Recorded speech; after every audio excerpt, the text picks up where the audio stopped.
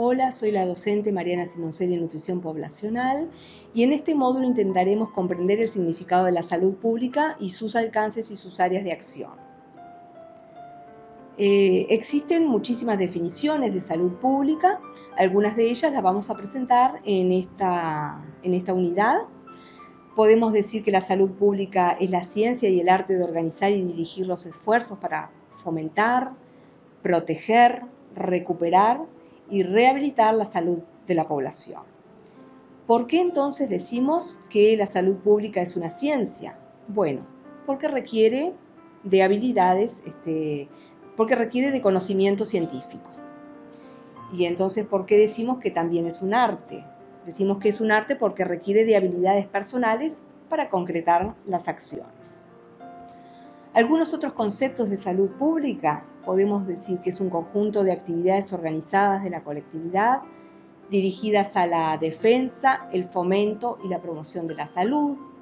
Podemos decir también que la salud pública es la utilización metódica de recursos para asegurar el máximo de salud posible, al mayor número posible de personas. Y podemos también decir que el concepto de salud pública es la promoción, la protección y la restauración de la salud mediante una acción comunitaria concertada. Si nos fijamos qué tienen en común todas estas definiciones, todos estos conceptos, es que todos se enfocan al logro de la salud para un conjunto de personas, una comunidad o una población, y que siempre este logro se basa en trabajar a partir de la acción participativa de la comunidad. Entonces, el principal propósito será mantener y mejorar la salud de la población para que cada individuo logre ejercer su derecho a la salud y un derecho que junto al derecho de la vida son derechos inalienables. ¿Cuáles son los grandes objetivos entonces de la salud pública? Podemos decir que los tres grandes objetivos de la salud pública van a ser prevenir la aparición de enfermedades, prolongar la vida en las mejores condiciones, ¿sí? Y promover la salud. Estos objetivos deben alcanzarse con el esfuerzo organizado de la comunidad mediante acciones conjuntas, sistematizadas y colectivas. Por lo tanto, la comunidad sí o sí debe participar. Debe haber una acción participativa de la comunidad. Las acciones en salud pública van a darse en todas las etapas de la historia natural de la enfermedad. No solo cuando la enfermedad ya se instaló, o sea, cuando estamos por encima del horizonte clínico, sino que debemos ejercer acciones en salud pública antes de que se instale la enfermedad y mucho antes de que aparezcan los primeros signos. Por lo tanto, debemos ejercer acciones cuando estamos ya por debajo, cuando aún estamos por debajo del horizonte clínico. ¿Cuáles son las áreas de trabajo de la salud pública? Hay dos grandes áreas de acción o de trabajo. Por un lado, el saneamiento ambiental, que es lo que tiene que ver con el medio ambiente en el que viven las personas, el saneamiento, el agua potable, la eliminación de excretas, los residuos, los espacios verdes, ¿sí? Y por otro lado, la atención en salud, todo lo que tiene que ver con la persona, la salud de la persona desde el área salud. O sea, se enfoca principalmente al individuo. Estas acciones requieren de trabajo en equipo y multiprofesional para lograr un abordaje integral de la salud de las personas y de la comunidad fundamentalmente. Recuerden que nosotros estamos trabajando a nivel poblacional, por eso no trabajamos a nivel individual, sino que colectivo, de la comunidad. La salud pública entonces se encarga de varios aspectos, tiene como múltiples funciones. Por un lado, la vigilancia epidemiológica que nos permite detectar los problemas de salud para poder determinar después qué acciones hay que hacer. La educación para la salud, que nos permitirá entonces hacer cambios y mejorar la situación de salud de la población. Formar recursos humanos, profesionales y trabajadores de la salud se forman permanentemente para dotar después de recurso humano a la salud pública. La investigación, la promoción de la salud, ya hemos hablado muchísimo de la promoción de la salud y la importancia de tomar acciones en promoción de salud. La participación de la comunidad, ¿sí? La comunidad debe empoderarse y participar activamente en los temas de salud, porque esto le permite conocer cuáles son los problemas, identificarlos, tomar decisiones, tomar el control de las acciones en salud. Otra de las funciones de la salud pública es el desarrollo de políticas en salud pública. La salud pública es quien se encarga de diseñar y delinear las políticas en salud para toda la población. También es quien se encarga de controlar el cumplimiento, ¿sí?, de esas políticas. Por otro lado, garantizar la calidad de los servicios de salud individuales y colectivos y reducir el impacto frente a desastres y emergencias en salud, como pueden ser una epidemia o por factores climáticos, inundaciones, tornados, cosas que últimamente escuchamos con mucha frecuencia en nuestro país. Y bueno, es la salud pública que se encarga de trabajar en esas funciones. Entonces, para resumir el concepto de salud pública, podemos decir que las funciones se desarrollan en los 3 niveles de atención y en los 3 niveles de prevención. Y el gran instrumento de trabajo utilizado para desarrollar todo su potencial de acción en la salud pública son los programas. Bueno, pero como en todo, van a haber factores que estén condicionando la acción de la salud pública. ¿Cuáles son los factores que condicionan la acción de la salud pública? El factor político. La voluntad política va a ser quien determine las líneas de trabajo. El factor económico, sin duda, porque va a depender de cuánto tenemos del presupuesto nacional, cuánto de ese presupuesto nacional se destina al rubro salud. Y los factores sociales y culturales que también sin duda van a estar condicionando los resultados en salud pública.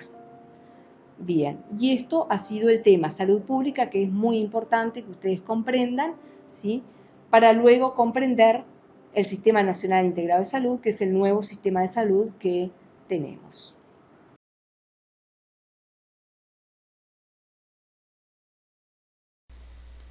Los coronavirus son miembros de la subfamilia Coronavirinae y dentro de esta subfamilia existen 4 grupos, 2 de los cuales, los alfa coronavirus y los beta coronavirus, son los responsables de las enfermedades respiratorias en el ser humano. Los coronavirus se conocen desde hace muchos años. En el año 1966, la científica June Almeida los ve por primera vez en el microscopio electrónico, en una muestra de un paciente que presentaba una enfermedad respiratoria semejante a la que da cuando hay una gripe común, ¿okay? Entonces ve estas partículas que son circulares y alrededor de ellas presentaban unas espinas que semejaban entonces a la corona solar. Desde ese momento se le denominó coronavirus. Ahora, ¿cómo es el SARS-CoV-2? ¿Cómo es su estructura, su mecanismo de acción y su ciclo de vida dentro de la célula huésped? Eso es lo que vamos a ver hoy acá. El SARS-CoV-2 tiene forma esférica. Fíjense, tiene una bicapa lipídica que lo rodea. Se dice que tiene un diámetro entre 60 a 160 nanómetros y en su interior presenta una nucleocápside. La nucleocápside está formada por proteínas y por ARN simple banda con polaridad positiva. ¿Qué significa que tenga polaridad positiva? Que este se comporta como un ARN mensajero, donde directamente a partir de él se producen proteínas. Eso significa que el SARS-CoV-2 en su ciclo de vida no tiene que pasar por un intermediario de ADN para producir las proteínas que necesitan para ensamblar nuevas partículas virales. Ahora, ese ARN simple banda permite la síntesis de 25 proteínas, entre las cuales tenemos las proteínas NSP, que son las no estructurales, se conocen para el SARS-CoV-2 16 proteínas no estructurales, y por otro lado tenemos las estructurales, 4 de las cuales, que vamos a ver en un rato, pues son principales y el resto son proteínas accesorias.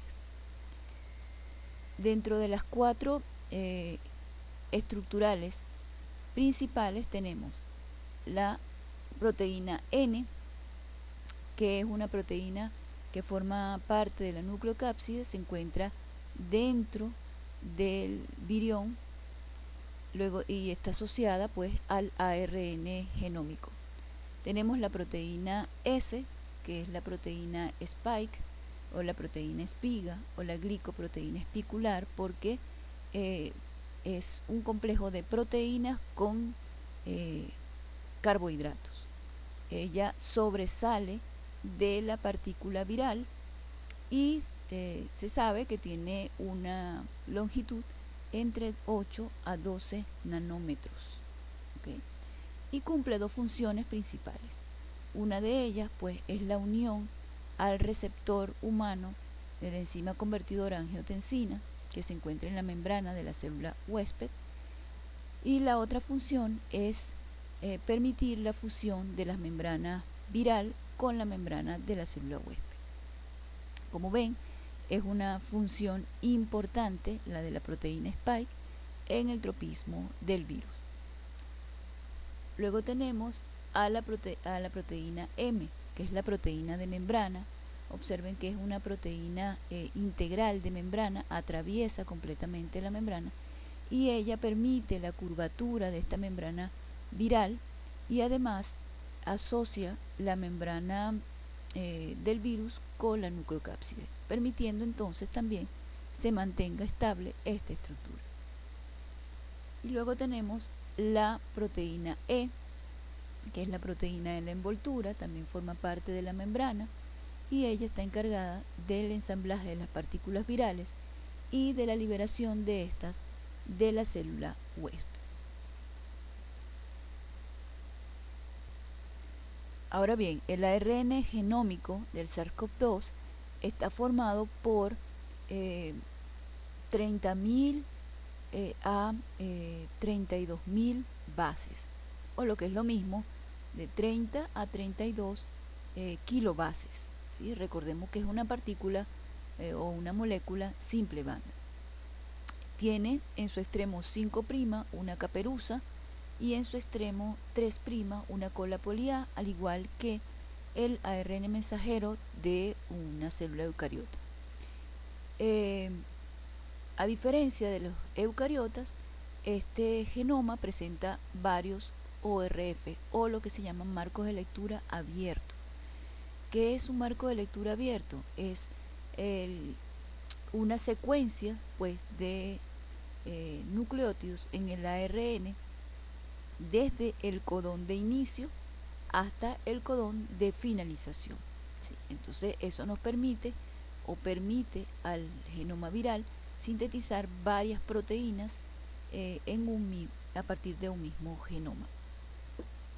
Si dividimos el virus o el genoma viral en 3, tenemos que la primera parte sería una ORF1A, un marco de lectura abierto 1A, un marco de lectura abierto 1B y el resto los marcos de lectura que permiten la formación de las proteínas estructurales.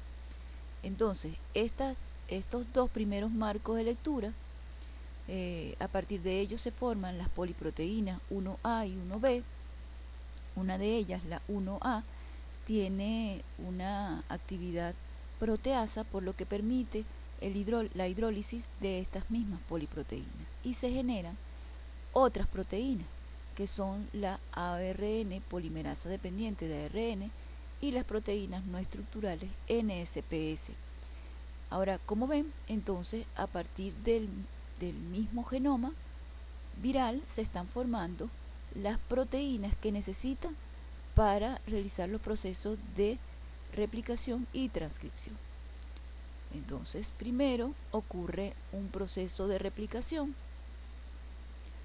donde a partir del ARN G o genómico positivo, se forma una copia complementaria, es decir, una negativa, y a partir de esta copia negativa se genera entonces un proceso de transcripción y se forma una positiva, que es el ARN genómico que va a formar parte de las partículas virales.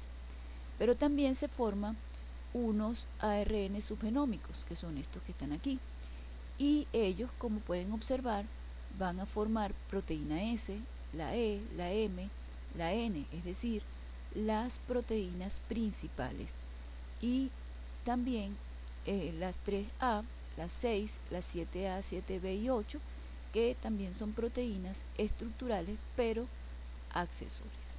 Entonces, a partir de estos genómicos se forman las proteínas estructurales tanto principales como accesorias.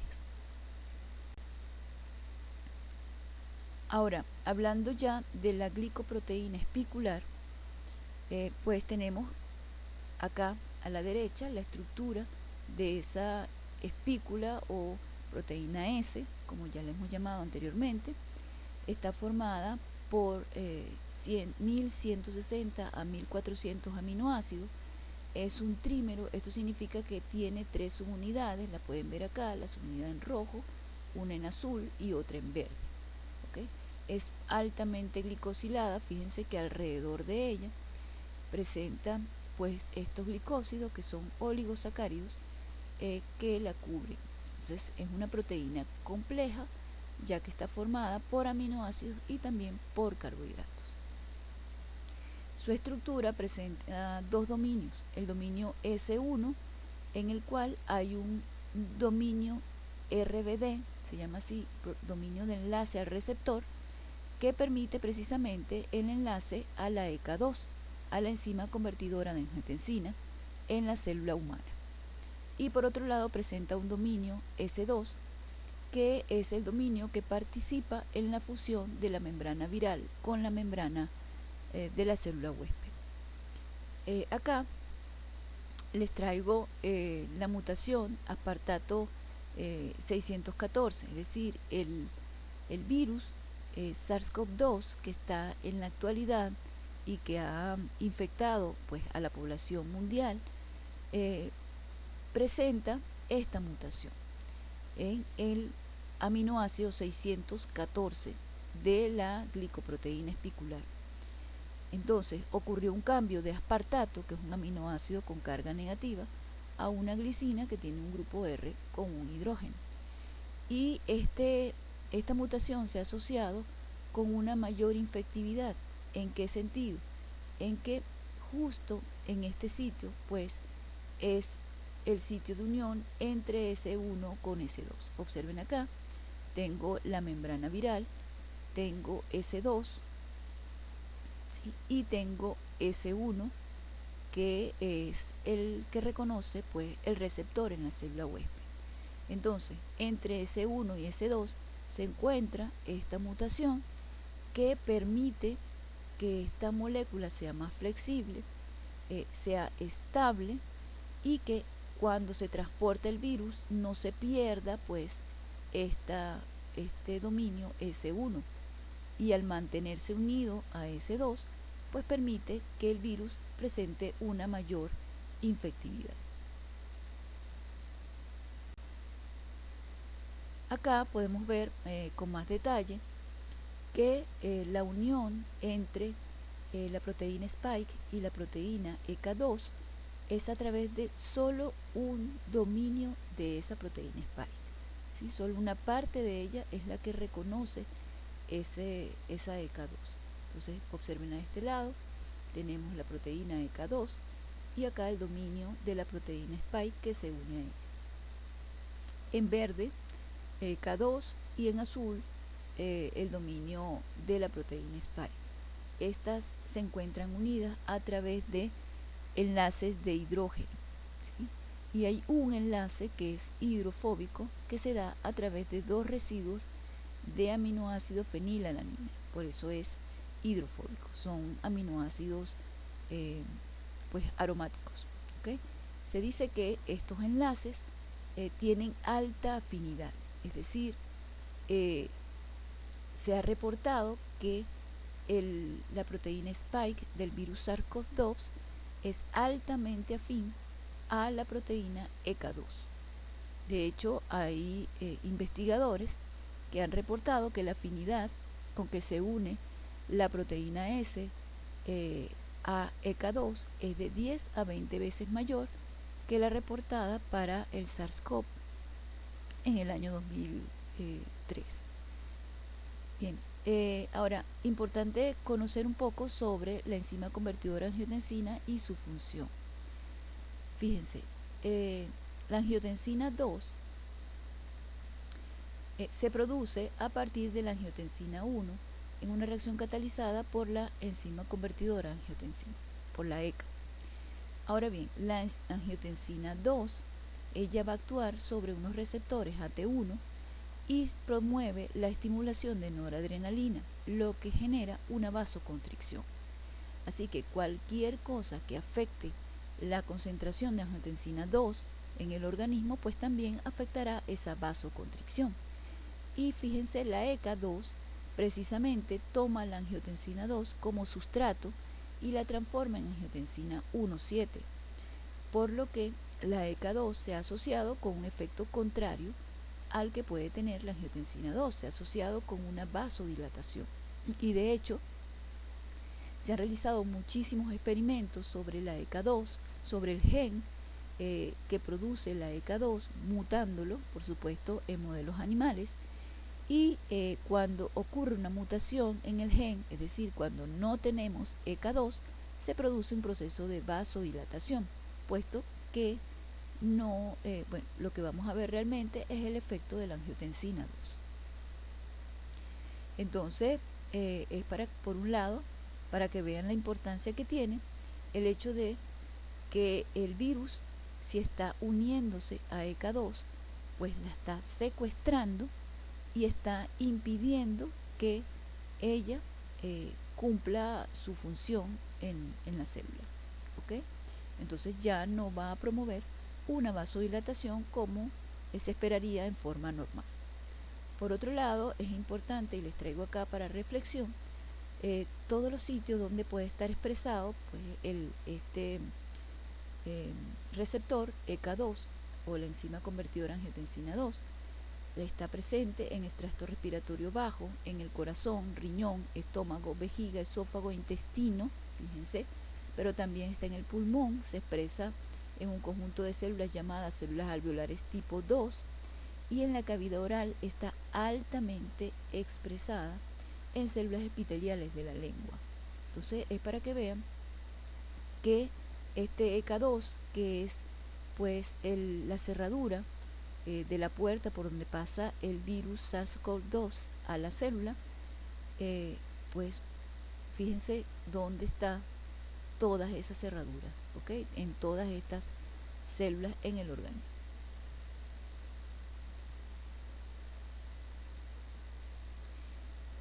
Acá entonces podemos ver cómo ocurre la fusión de la membrana viral y la membrana de la célula huésped. En la parte superior podemos ver pues la proteína Spike, ¿sí? Es en forma horizontal, simplemente diferenciando pues el dominio S1 de este lado y el dominio S2, que es todo este lado.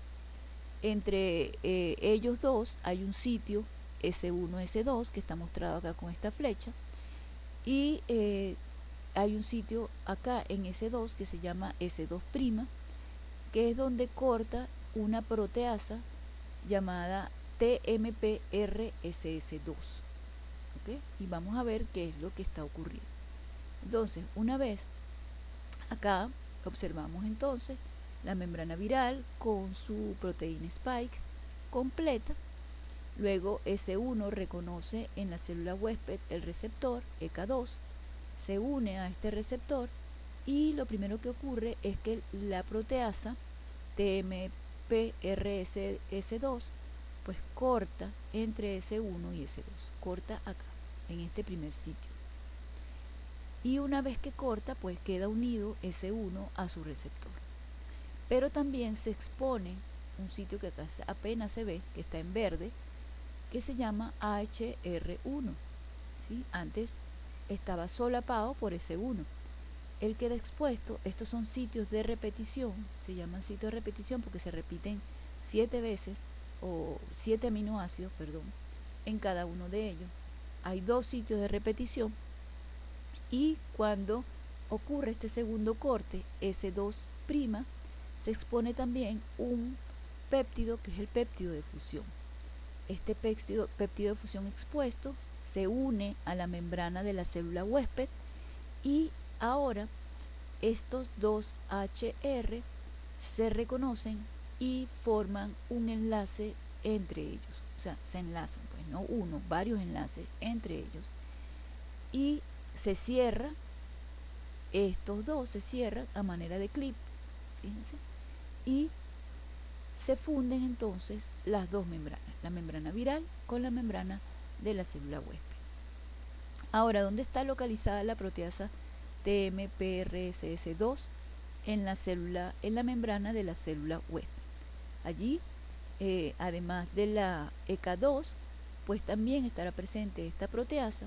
Lo primero que ocurre, como les dije, es la unión a ECA2, y posteriormente, como vamos a ver, una vez que entre el virus a la célula y baje el pH por efecto de los lisosomas, del contenido lisosomal, entonces se activa esta TMPRSS2, que va a estimular la función de las membranas y va a permitir así la liberación del genoma viral al interior de la célula huésped.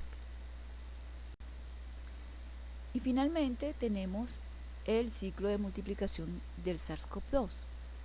Entonces, lo primero que ocurre pues es el reconocimiento de la ECA2 por la proteína Spike, y se forma un endosoma por endocitosis. Entra entonces el virus a la célula, pero este endosoma va a unirse a un lisosoma. El lisosoma baja el pH de este sistema y va a activar a la proteasa o a la proteasa TMPRSS2. Ella genera entonces, como ya vimos, la fusión de las membranas viral y la membrana celular, y promueve entonces la liberación del ARN positivo genómico. Ocurre inmediatamente una traducción, ya que, como les dije, este ARN genómico es como un ARN mensajero. Se traduce, se forman estas poliproteínas. Una de ellas tiene actividad proteasa que corta a estas mismas poliproteínas, generando entonces un grupo de proteínas, dentro de las cuales están la ARN polimerasa y las proteínas NSP, que son las no estructurales, que forman parte del complejo de replicación y transcripción. Posteriormente ocurre la replicación.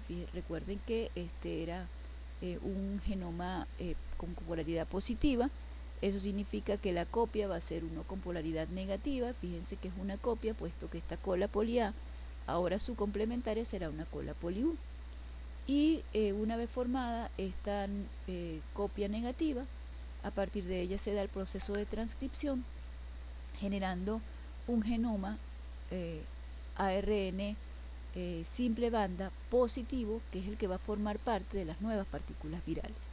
Pero además se generan los ARN positivos subgenómicos, que van a formar las proteínas estructurales. Algo interesante es que estas proteínas estructurales se unen al retículo endoplásmico de la célula huésped, y es esta membrana del retículo endoplásmico de la célula huésped la que va a formar las partículas virales. Observen aquí, este sería ya la que está formando parte de las partículas virales, y posteriormente el aparato de Golgi va a englobar esta partícula viral completa, formando una vesícula y permitiendo el transporte de esa partícula viral hasta su liberación de la célula huésped. Bueno, esto es todo sobre este ciclo de multiplicación celular del SARS-CoV-2.